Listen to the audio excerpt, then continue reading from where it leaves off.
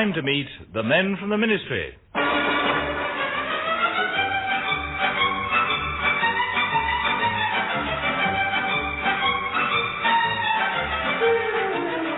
Let's take another wander in the Whitehall Wonderland with Norma Ronald, Ronald Baddiley, John Graham, and the men from the ministry, Richard Murdoch and Deryck Guyler.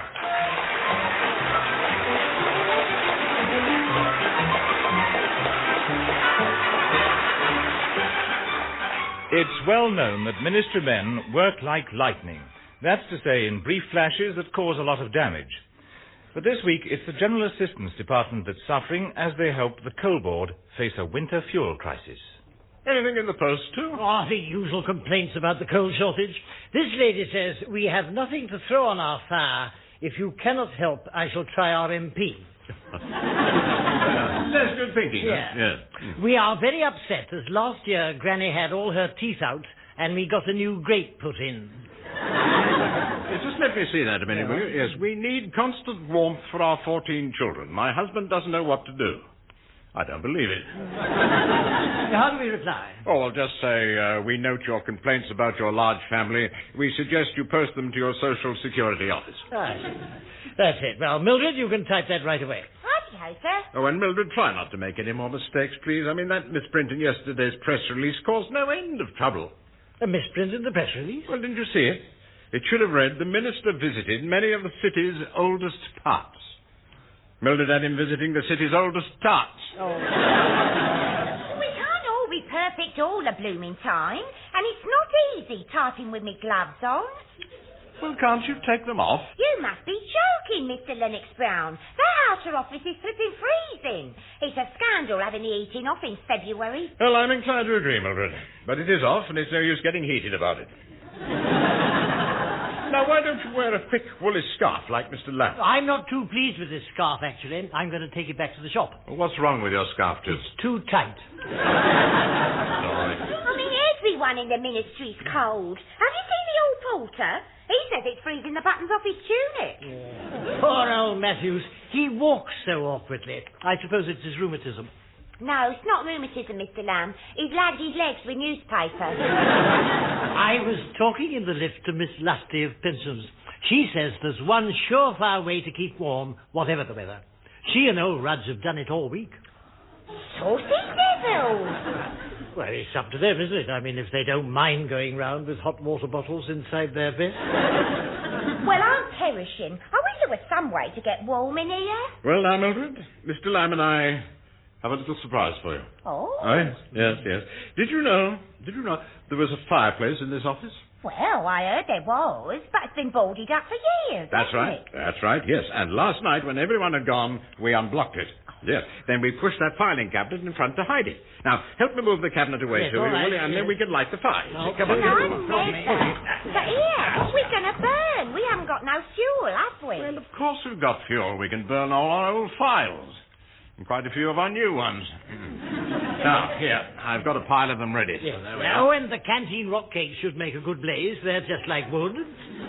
Well, I borrowed 2 small lumps of coal from my landlady's cellar. Oh, well done, too. Yes, I've got them here in my waistcoat pocket somewhere. Yes, there they are. And I brought a couple of firelighters. Oh, splendid. Yes, well, give me one and we'll get the fire started. Right, there Thank you are. you. Right, now then, let's see. Oh, they're firelighters, are they? You know, they're like them toffee bars you see on the telly. Toffee bars? Yeah, where that girl bites the end off and comes over all unnecessary. They're very effective, Mildred. You see, Mr. Lennox Brown puts one in the middle of the fire, then he lights it. There we are. Yes, my word, that'll soon warm the place up. There's an awful lot of smoke, sir. Well, you know the old saying, Mildred, there's no fire without smoke. Yeah, and there's no fuel like an old fuel. What was that, Mildred? No, nothing, sir. Oh. Here, you know, I'm sure there must be a rule against fires in offices. Well, the thing is not to get found out, isn't it? But the permanent undersecretary's always popping in. He'd be furious. Oh, don't worry about Sir Gregory, Mildred. We've taken steps with the help of Whizzer Wilkins in the next office. From his window, he can see right across to Sir Gregory's door. If he sees him coming this way, he'll ring us immediately. We just have time to douse the flame. Yes, we'll throw our levenses on the fire. That'll put it out. And what if you finished your 11s? Well, we'll just have to improvise. Sorry. Then we'll pull the cabinet back in front of the fireplace. Yes. Well, that fire's certainly warming the place up. But can you rely on Whizzer Wilkins? Oh, yes, he's very on the ball. A really bright spark. Hello, Lennox Brown speaking. Oh, hello, Mr. Lennox Brown. It's me here. Oh, hello, Whizzer. What's up? Oh, dear, I'll forget my own name in a minute. Is it Sir Gregory? No, it's not Sir Gregory. It's Wilkins. Yes, that's right. Mr. Wilkins from next door. Yes, I know that. But what do you want, Mr. Wilkins? Trouble is, I'm so Absent-minded? Are you? Oh, that makes two of us. Well, nice to talk to you. Oh, no, don't go. Hello? I'm still here. Yeah, well, I've just remembered why I rang you. It's the early warning system. You mean Sir Gregory's on his way here? Yes, I thought I'd give you plenty of notice, so you... Oh, you silly old fool. What's that? No, not you, Sir Gregory. I was talking about another old fool. I mean, please. Why is it that every time I enter this office there seems to be panic? Am I some sort of monster? No, Sir Gorgon. That's to say, not at all, sir. I mean, why is Lamb pushing that filing cabinet across the room? To hide the... To hide the hole in the lino, sir. The hole in the lino, yes. Yes, that's right, Sir Gregory. That's what I was trying to hide, not the fire. Fire? Fire away, Sir Gregory. Please, what would you like to say to us? Well, I won't say what I'd like to say, as there's a lady present. Oh. Well, don't mind me, Sir Gregory. I'm quite obnoxious. Lamb, if you've finished your ritual dance, perhaps we could get down to business. The government's greatly concerned about this shortage of coal. And it's so expensive, sir, isn't it? Yes. At home, we don't keep our coal in the scuttle anymore. It's in the fruit dish on the sideboard. And our dining room gets awfully chilly, you know. Well, we've got to do something about it. Quite, yes. We've decided to eat in the kitchen. I don't mean do something about your appalling home life. That's clearly beyond all hope. The coal board wants you two to go down to Wales and study productivity in the mine. Oh, that sounds interesting, Sir Gregory. And while you're down there, you're to seek new areas where coal can be mined. This is an important assignment. Indeed, sir. Yes, we shall be pleased to undertake it as soon as the weather gets warmer. You'll undertake it tomorrow, Lennox Brown. Or we could go tomorrow, if you'd prefer. I do. I take it you know where the coal mines are, Lamb. Oh, yes, Sir Gregory. I know where the coal mines are. Right. I'll send you the relevant files and you'll catch a midday train. Get it? Got it. Good. Here, are you sure you know where the mines are, Mr. Lamb? Well, of course, Mildred. They're all underground. I mean, they have to be, or they'd have nowhere to keep the coal. Oh, glory. Look, but how many Welsh mines are there? And I mean, whereabouts in Wales? I've no idea. Well, look, you can get all that from records, sir. Oh, yes, of course, the records office, yes. I was just about to suggest that, Mildred. Yes. Yes, well, we'll go and see Mr. Stack in the basement. Mr. Stack? Mr. Stack of Records. Yes, we can go and see him at once. Oh, no, I doubt it, sir. He'll have gone by now. It's almost 3:45. Oh, yes. Well, we'll go down and see him in the morning then, yes, before we catch the train to Wales.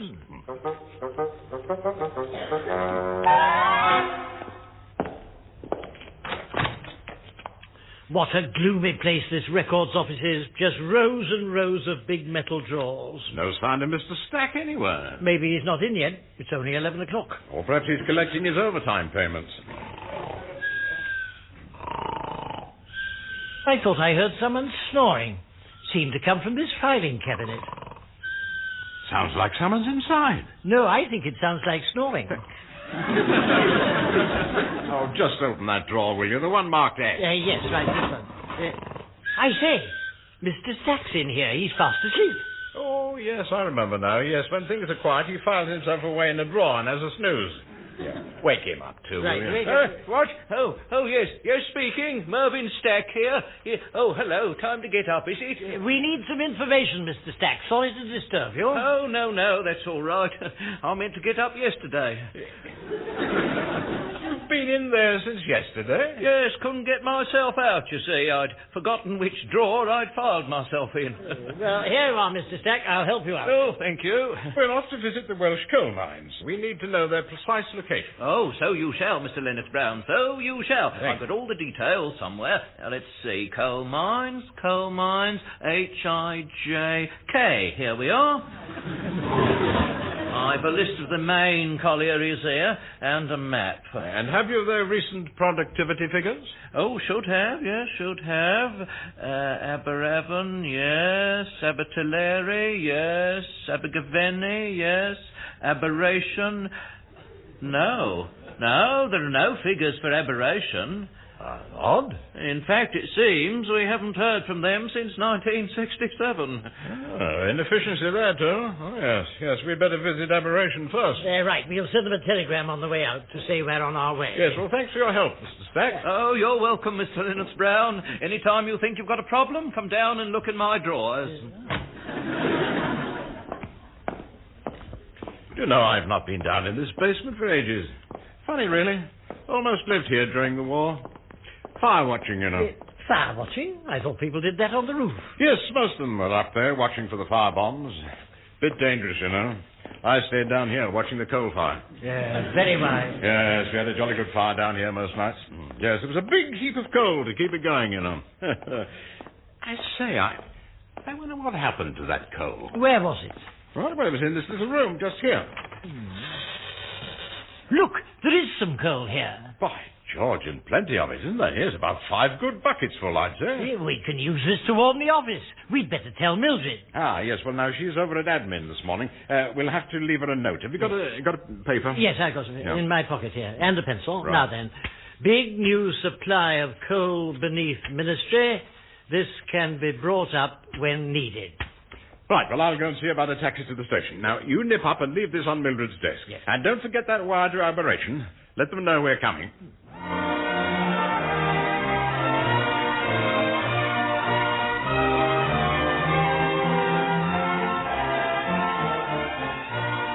Right, the General Annual Meeting is now open, and I feel it's time to review the first 10 years of this, our Aberration Leisure Centre and Fun Complex, formerly Aberration Colliery.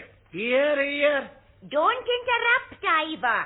It's 10 years to the very day since we were told to close down due to an incomprehensible decision in Whitehall. Uneconomic, they said our mine was. Of course, those civil servants have got no scruples. No excuse being handicapped. Don't interrupt, Ivor. And it was this committee that decided to keep the place open as a leisure centre and fun complex. There's no doubt the best idea was painting the slag heaps white and using them for skiing. Still, one of our most profitable ventures. It was my idea to use the pit railway as a ghost train for the kids and to sell rides on the pit ponies. This has been our best fiscal year, thanks to turning the pithead baths into a sauna for ladies and gentlemen. I just hope they don't go in there all together in the all-together. We've had good returns from the canteen since we turned it into a top-class nightery under the name of Blodwen's Palace. And as for the disco in number 4 shaft, last week all records were broken. Oh, that was my fault, Di. Someone left him on a chair, see, and I sat on him. Well, still, we've every reason for satisfaction, and we can look forward to even greater success in the next 10 years. Oh, by the by, Di, I nearly forgot. I got a telegram here for you. Oh, no doubt someone's sending congratulations. Read it, Ivor. Oh, that's terrible. It says 2 ministry men are coming down here. What? Oh, let me see. Give it to me. Coming to inspect mine today. Stop. They'll have to be stopped. Otherwise we're ruined, look you. Oh, it's a problem, I must say. They must have forgotten they closed us down. Either way, they won't like us using government property for a fun centre. It's against all government principles, especially as we're making a profit. Well, never say die. Hang them, I say. Lynch them. Throw them down the mine shaft. No, we'd best be more subtle. It's just a question of wool. What do we do with the wool, boyo? We pull it over their eyes, see? Now, leave this to me. I'll deal with these Whitehall crackpots.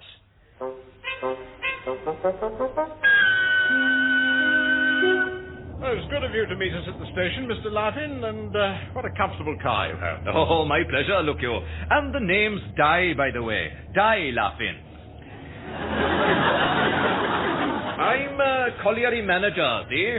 We're almost there. That's the colliery just ahead, see, past the slag heaps. Mr. Larkin, there seems to be a man skiing down that slag heap. Oh, yes, indeed. He has to inspect it for safety, and skiing's his quickest way down, you see. Yes, we call him Reese the Skis. Why is the slag heap white? Frost, look you, yes. Terrible frost we get round here. Oh, I see. Well, here we are then, gentlemen. Our little mine. Now, if you follow me, I'll show you around. It's almost interesting, Mr. Larkin. But I don't understand that notice you've got over there. It says pony rides. Oh, no, that's not pony rides. Oh, no, my word, no. That's an old Welsh phrase meaning welcome. It's pronounced pony rides. Welcome, see? Oh, of course. Yes. Oh, you're a linguist then, are you? No, I'm Church of England. Just one other thing, Mr. Larkin. I couldn't help noticing when we passed the pithead bars that there were ladies present. Ladies? Oh, no, certainly not. It must have been some of our miners. They have long hair, you see, these youngsters. You can't tell these days. Well, there was one lad there with enormous... Goodness, is that the time? Why don't you come into my office for a cup of tea? Oh, yes, well, we might be persuaded, you know, yes. I've heard you Whitehall gentlemen are fond of a cup of tea, look you. Yes, well, while you put the kettle on, Mr. Larkin, I'll just slip away for a moment, if you don't mind. Do you have a urinal in the colliery? Urinal? I'm not sure. We've got a U Morgan and a U Jones.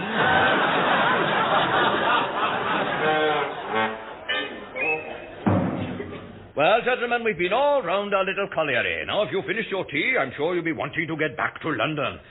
Tell them all's well here in Aberration. Mr. Larkin, while I was out just now, I popped into your canteen. Canteen? Oh, but I advised you not to go in there.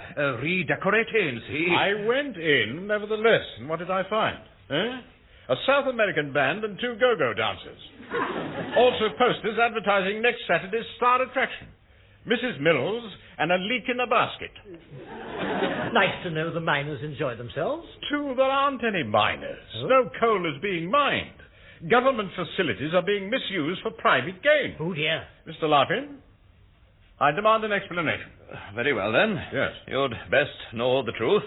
We were told to close down this mine 10 years ago, see? You were told to close it down? Orders from Whitehall. You remember, they were closing down mines and railways all over the place. And if it was a success, they were going to close down the lot.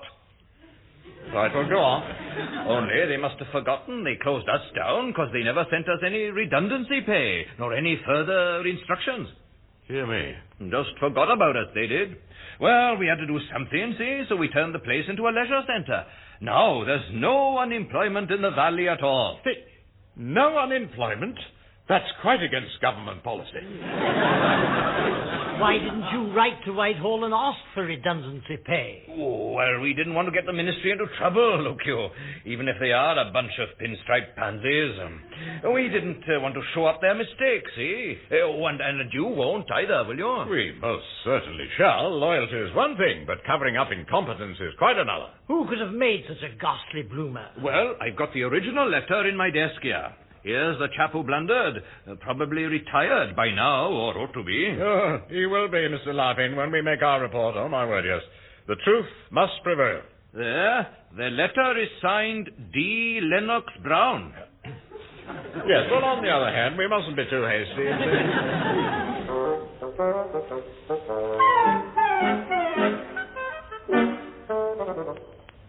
You say they're thinking things over, Di. What does that mean? Well, they're in a quandary, see? Can't drop us in the slurry without falling in themselves.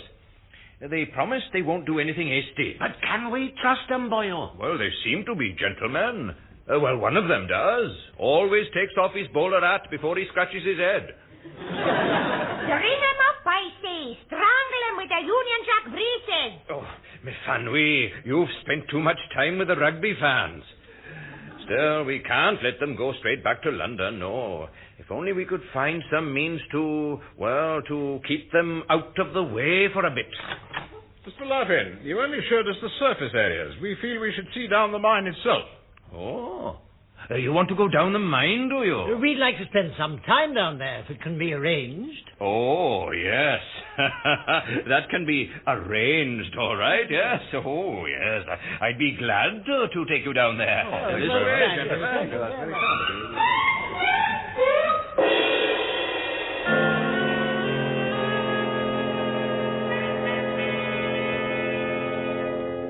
I can't understand it, Sir Gregory. I mean, Mr. Lennox Brown and Mr. Lamb have been gone 5 weeks. On their fact-finding tour of Welsh coalfields. No, it's ridiculous. I've just completed a fact-finding tour of the Bahamas in little more than a month. I mean, what are they playing at? Well, I don't know, sir. I suppose they're just, well, lying low. Lord Stilton is pressing me for new areas to mine. They should have had surveys carried out all over the country. Well, I expect they have, sir. It's only that I haven't heard from them. The country is desperate for new coal supplies. Have you had no message at all? Well, there was just this note from Mr. Lamb. I don't know quite what it means. Well, give it to me at once. It could be the result of one of their surveys. Let's see. Big new supply of coal beneath ministry. This can be brought up when needed. Yeah, you all right, Sir Gregory? You've gone dark purple. Well, they've discovered coal beneath the ministry. Whitehall must be sitting on a coalfield. Do I? Well, I suppose it's logical. London was built on the site of an ancient rainforest. They say there are old fossils about. Yeah, there's hundreds on the staff. But would it be viable to mine here? Oh, I must tell Lord Stilton at once. At least it shows we've not been idle. We have located new coal seams. Come in, Pitkin. Don't shilly-shally.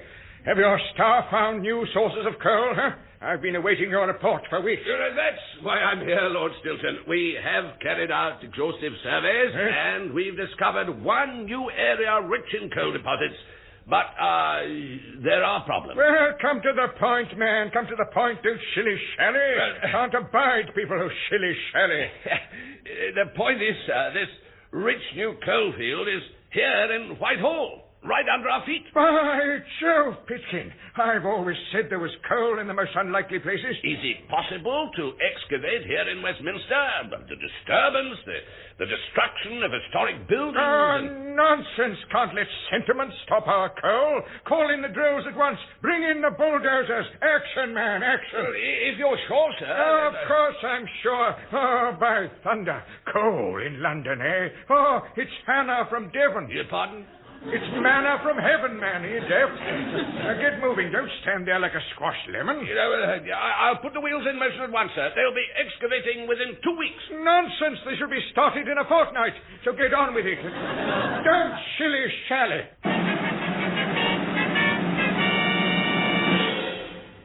Here is the news read by Brian Martin. First, more details of the new Westminster coalfield.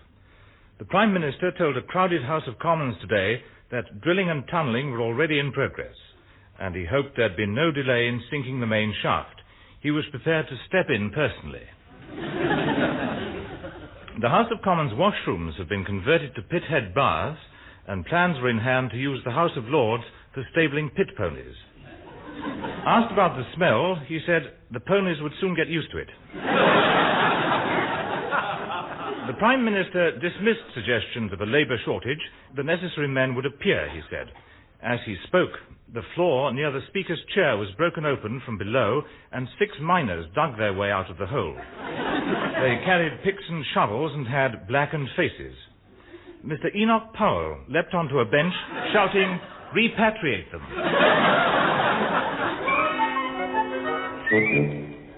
Oh, and Mr. Lamb, you look dunny. Oh, it was awful, Mildred. Wandering underground for weeks on end. You know, it was almost as if those chaps at the mine deliberately tried to lose us. The cold and the dust and the blackness.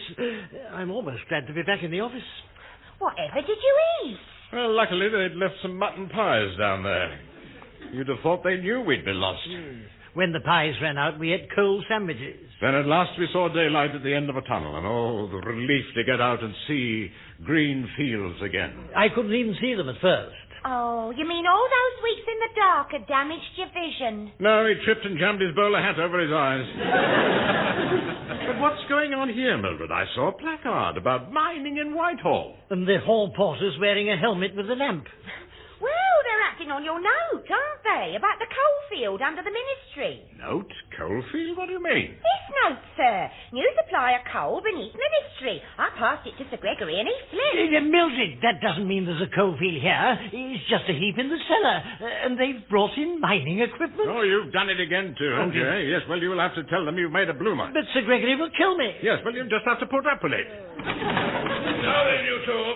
What on earth's the matter with Lamb? Why is he hanging from the hat stand pretending to be an overcoat? Lamb has something to reveal, sir, which may not entirely please you. Oh, well, let me tell you my good news first. Oh, please do. That it seems we shan't need this Whitehall coal after all. Really? The news of the new coalfield has caused a startling rise in productivity in the rest of the country's pits. Ha ha! Nothing like a bit of competition, you know. Is that good, Sir Gregory? Well, of course it's good. The fuel crisis is over, and we don't have to dig up Westminster after all. Mining experiments here will cease at once. Oh, Sir Gregory, I am glad. Sir Gregory, we're a little concerned about certain irregularities in one of the Welsh mines. Ah, that reminds me. We're especially pleased with productivity in Wales. In the coal board field, we should do more for the miners.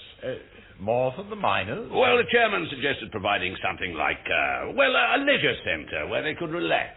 Do you know, Sir Gregory, I think we might be able to help you there. Good. Well done. Mind you, there's just one little snag. A snag, sir? Well, the surveyors fear this mining experiment may have undermined some of Whitehall's buildings. Undermined the buildings? Well, they sank a few tunnels, you know, and the drilling and so on.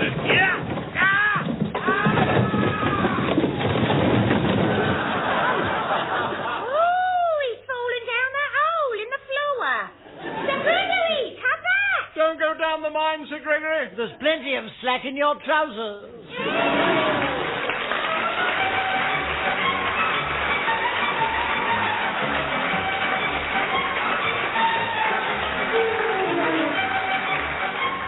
Undermined as the men from the ministry were Richard Murdoch and Deryck Guyler. Also featured were Norma Ronald, Ronald Baddiley and John Graham.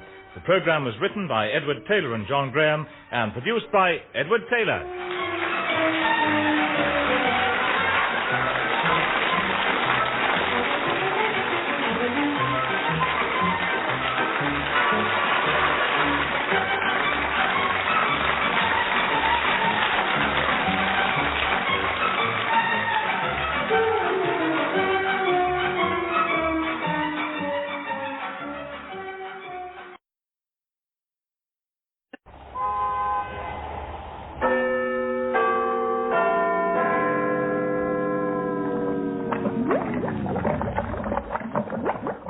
Time to meet the men from the ministry.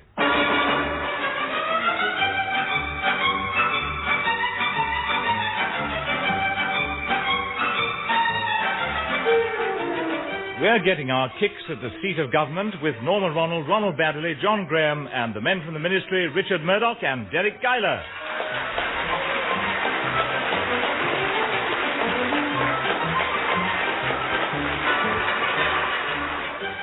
In the ministry's General Assistance Department, dedicated men sit for long hours on hard leather chairs, but are always ready to rise and shine.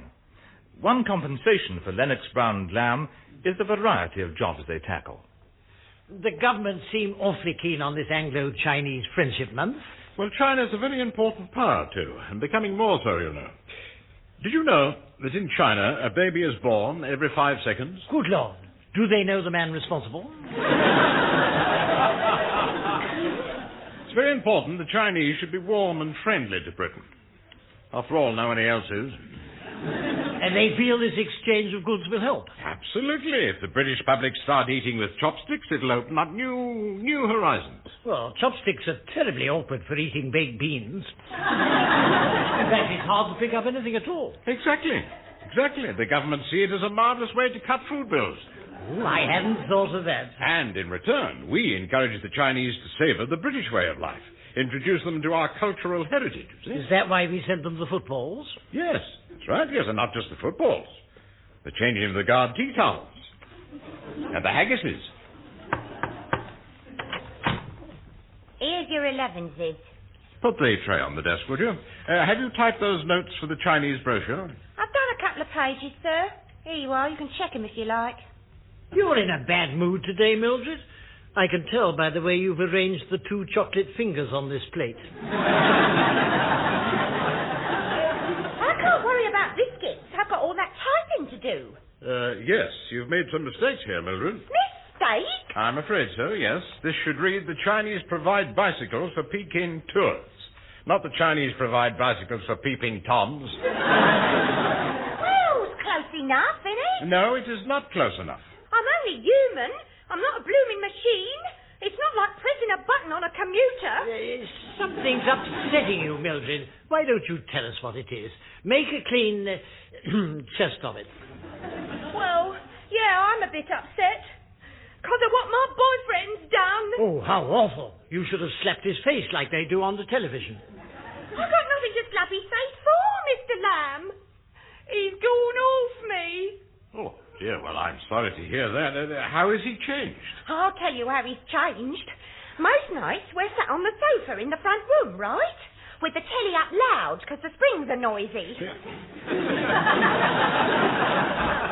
No need for too much detail, Mildred, thank you. These days there's not much detail to give. He started watching the telly. No. Yeah, he just sits there waiting for the weather forecast. The weather forecast? Why? 'Cause he's fallen in love with that woman from the Met Office. The one that does the forecast and sticks them little whatsits on the map. I'm amazed. He's blooming infiltrated with her. He gets all steamed up about her warm front and her high pressure areas. He never looks at me, just stares at the telly like a Mormon. A moron, Mildred. Yeah, like one of them and all. Well, be that as it may, we all have our problems. I'm fed up and I don't care who knows it. And then there's all this work, non-stop, 3 hours a day. Dear me. We have a problem here, too. The girl's upset. I can sense it. I don't know what to do with this. Perhaps the permanent undersecretary could advise. He's a man of the world. Sir Gregory? Oh, you'll get no help from him. He's about as sympathetic as a hard-boiled egg. Now then, you two. Oh, good morning, Sir Gregory. Good morning, Sir Gregory. You're a pair of no-good, half-witted, bone-headed bunglers. Have we done something we shouldn't have done? You had to dispatch goods to China, correct? Yes. A crate of haggis and a crate of footballs. Yes. 2 items new to our Chinese friends. Yes. Sir Gregory, the goods were put on the plane last week. They were, Lennox Brown, with the label switched round. The label switched round? With the result that members of the Chinese government sat down to a banquet of boiled footballs. Very embarrassing, yes. Hard to know what wine to drink. Meanwhile, 22 Chinese athletes took the field at the Palace of Heavenly Light and began playing football with haggises. Not a pretty sight. The haggises burst when kicked, and the whole place was plastered with oatmeal and offal. It has been renamed the Palace of Heavenly Lights. Well, I just can't understand it, sir. I mean, nothing like this has ever happened before. Well, the PM's had an angry letter from their trade minister, Young Sun Senior. Ah, yes, I've heard of him. Doesn't old young son have a young son, young son? Oh, be quiet, Lamb. I'm afraid our secretary must have mislabeled the labels. She's a bit off colour at the moment, sir. Yes, she has a personal problem, sir, and it's rather affecting her work. Indeed. Well, then, that's a matter for the Ministry Welfare Officer. Oh, the new welfare officer's arrived, then. Apparently. Not that he's likely to be much use. The board flouted my advice and appointed a young man straight out of college. Oh. I heard you recommended Miss Bentwater, your friend from the typing pool. Oh, you heard that, did you? Well, it's no secret. I've taken an interest in the gal. Very bright, executive material. Really? I'm anxious she should find a better position. Really? However, the board saw fit to choose some long-haired, wet-behind-the-ears pseudo-intellectual. Well, I can't stay here bandying words. I have to see Lord Stilton. Lord Stilton? My word, sir, you mustn't keep him waiting. Well, you'd better send apologies to Young Sun Senior. And remember, one more slip-up on these Chinese jobs, and I'll ling your necks.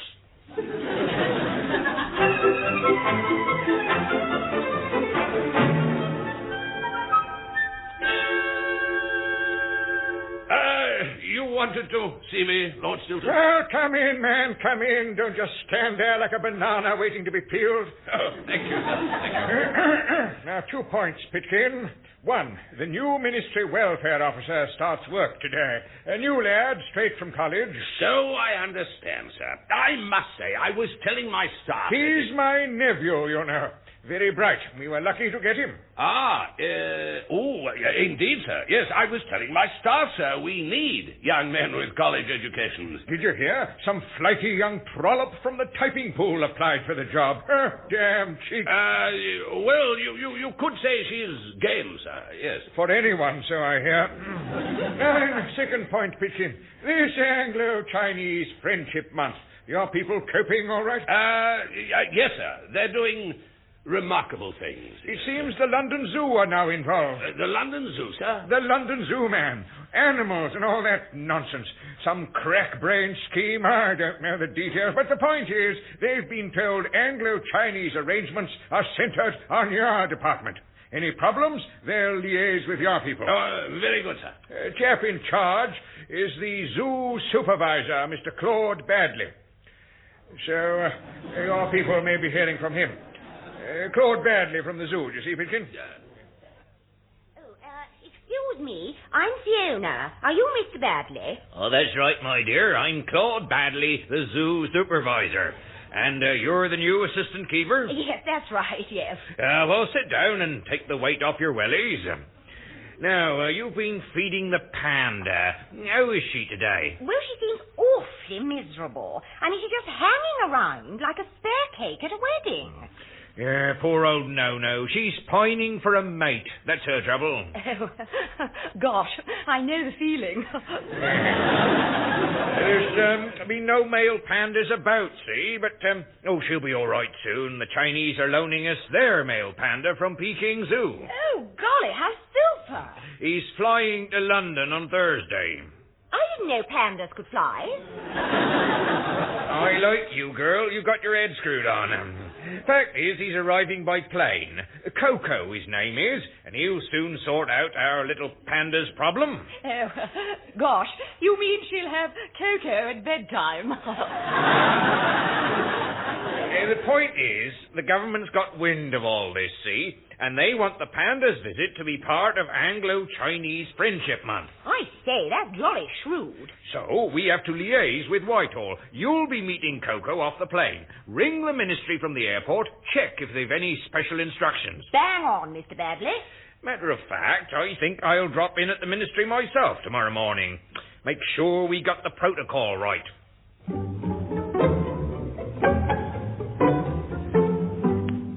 Oh, Mildred, what have you done to these 11s? Oh, look, you've forgotten to put any tea in the pot. It's just hot water. Well, fairly hot water. Do you all have to pick on every little thing? Always nagging you are.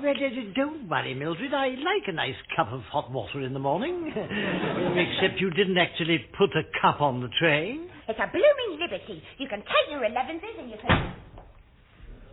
I should go a bit carefully, too, while Mildred's in this mood. You don't want your new bowler hat jumped on as well.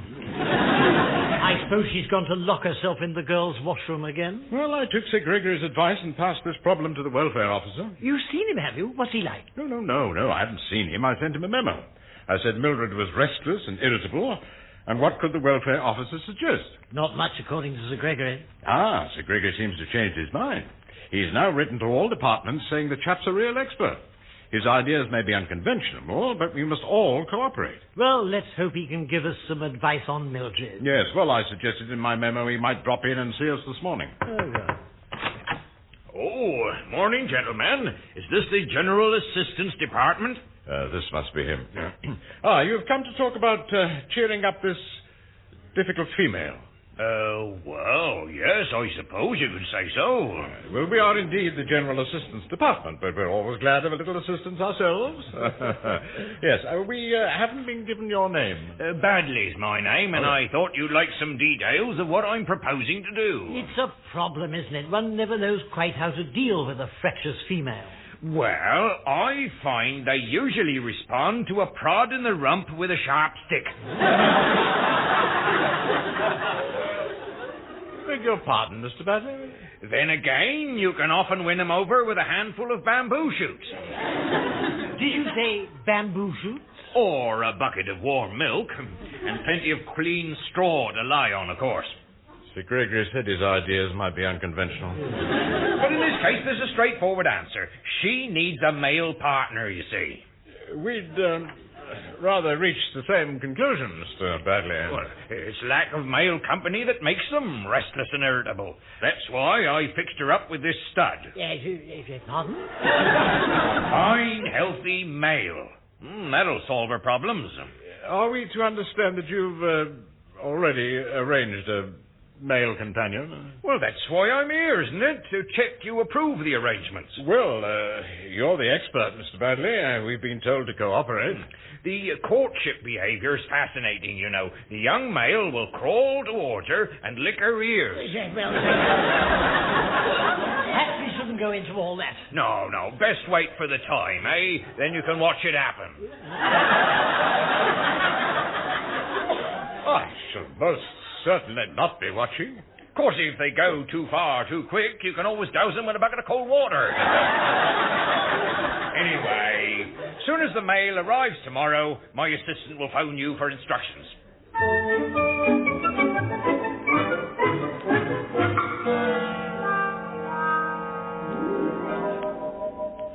What are you on about, Mr. Lamb? You brought 11 for me? That's right. We thought it'd cheer you up. Here you are. Well, I'll go to the foot of our stairs.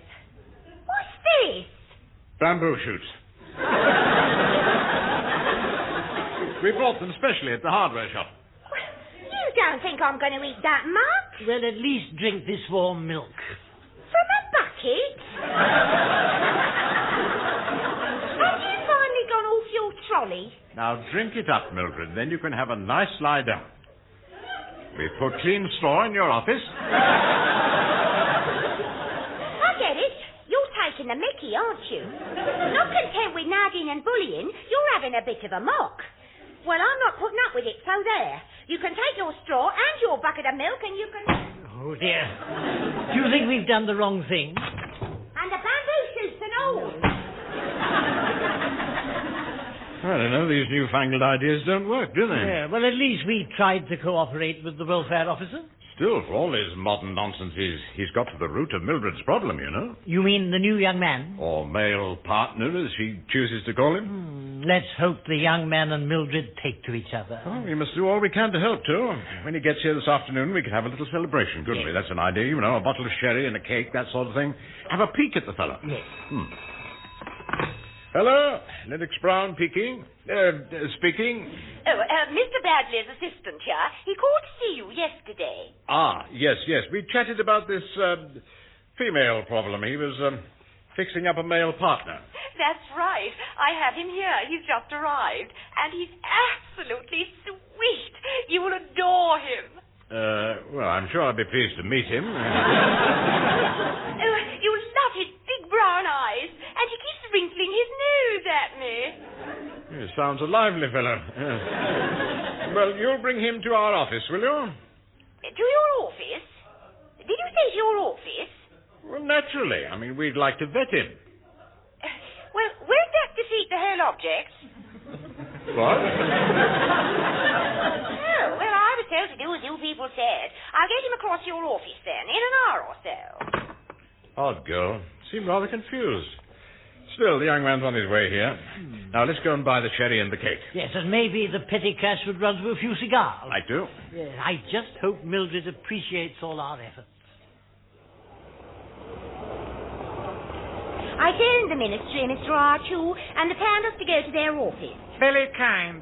It's rather odd, I thought, but it seems it's some sort of veterinary procedure. Very kind. Perhaps you wouldn't mind taking Coco there, Mr. R2. The crate should fit on top of the taxi. I have to go back to the zoo. Pity the sherry was so expensive. Do you think this Grape-Elax tonic wine will be all right? Oh, I'm sure it will. The young man won't know the difference. I wonder what sort of chap they thought was suitable for Mildred. Good afternoon. Very kind, you? Bless you.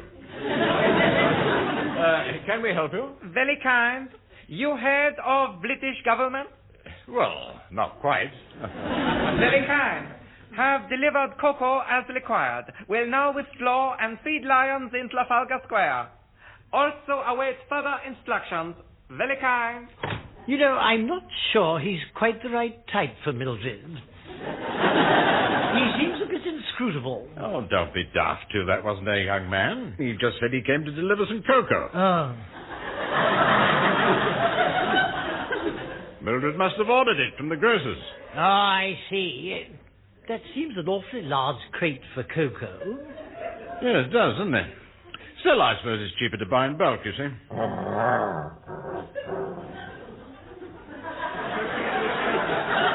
What did you say to her? I didn't say anything, Mum. What made that noise? Probably the canteen rissoles. They never agree with me. Hey, good grief. There's something moving in that crate. One, it's moving out of it. Oh, it's smashing the crate to pieces.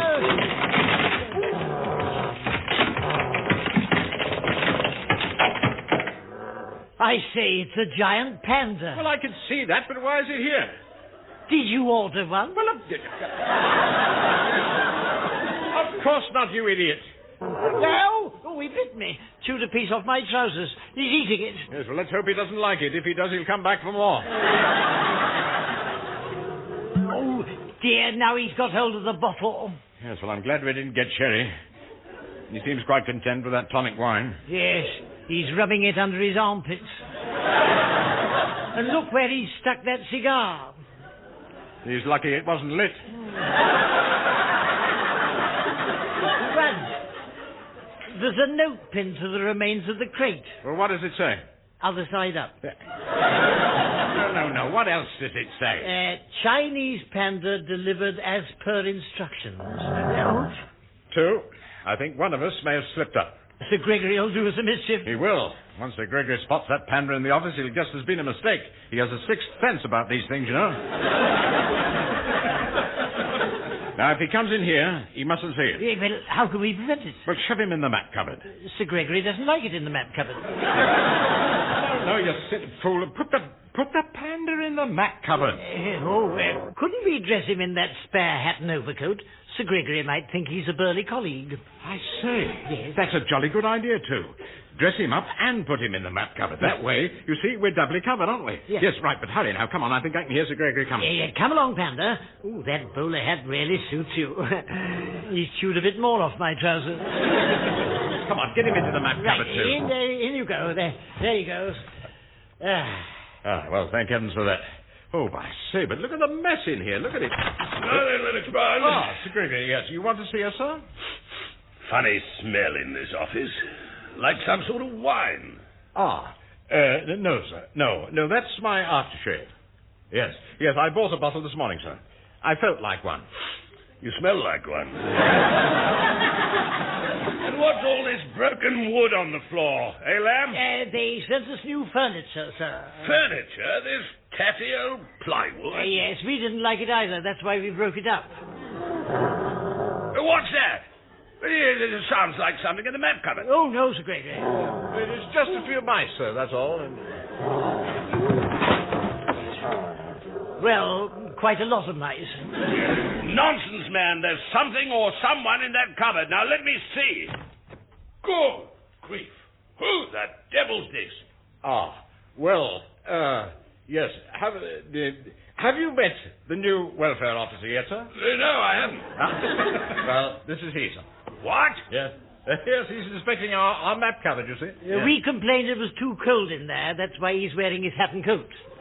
He's Lord Stilton's nephew, you know. Oh, why, of course. I'm delighted to meet you. Yes, there's a family resemblance, isn't there? Oh, indeed, yes, I do agree.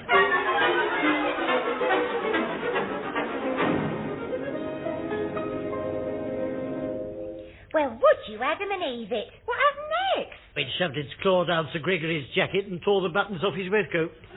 Nasty. nasty. Well, it could have been worse. Luckily, Sir Gregory thought he'd torn them on the door handle and he went off to get them sewn on. Forgive my asking, sir, but why's the panda in the map cupboard, wearing a bowler hat and an overcoat?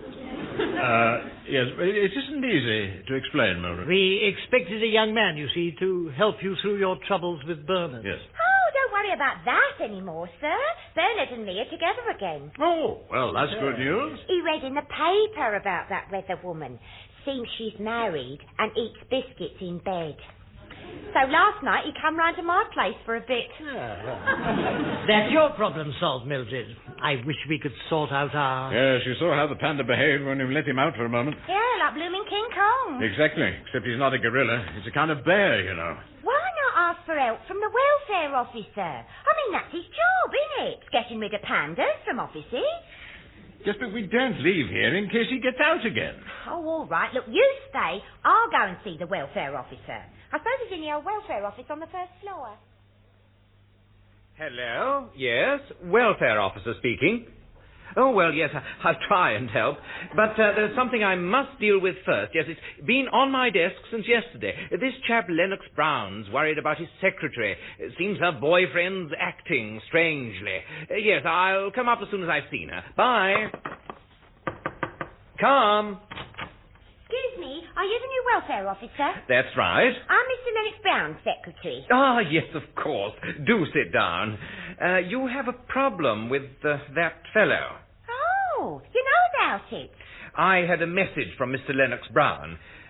I understand he's acting strangely. Oh, I'll say. He threw bits of cake round the office and chewed up Mr. Lamb's trousers. Good gracious. Then he bit Mr. Lennox Brown's leg. Oh, nasty. Did he put anything on it? No, I think he liked it as it was. He sounds greatly disturbed. He shoved Mr. Lamb in the waste paper basket. And did something rather rude. Miss Murphy, I'm afraid your boyfriend is clearly paranoid. My boyfriend? What's he got to do with it? I'm talking about the panda in the office. Oh, the panda in the office. The panda in the office? Yeah, have you got claw ears? But it must be Coco, the panda from China. What on earth is he doing in your office?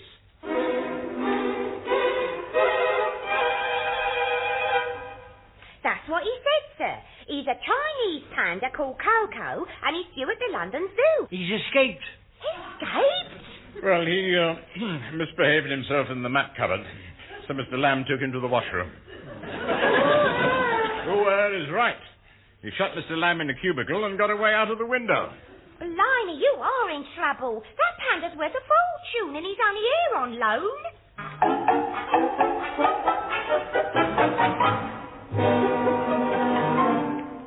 And now the rest of the news.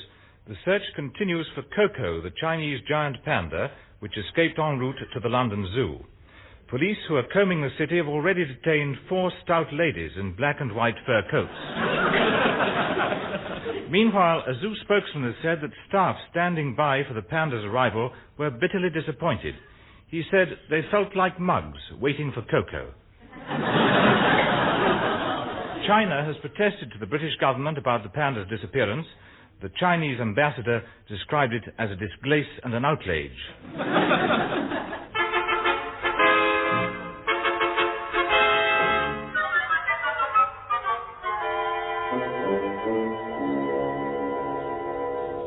So they found the panda in Devon. How on earth did he get down there? Well, on the back of a lorry, it seems. Fancied the driver not noticing he had a bear behind. The police are bringing you back to London tomorrow. In a panda car, I suppose. But if it's been found, why have I got to get in the cage? Because today's the day the Chinese television cameras are coming to the zoo. Now, they must see 2 pandas here. Lucky we found this panda costume in the club's pantomime basket. Yes, but... Yes, and lucky it fits Mr. Lamb so well. Now, come on, 2, into the cage and don't mess about. Well, all right, don't push. Go on. That's it. Very well, look at that. Now, it's only for an hour or so. Oh, dear. The lady panda see me. She's coming over. Well, naturally, too. She's been waiting for a mate for years. Just close your eyes and think of England. No.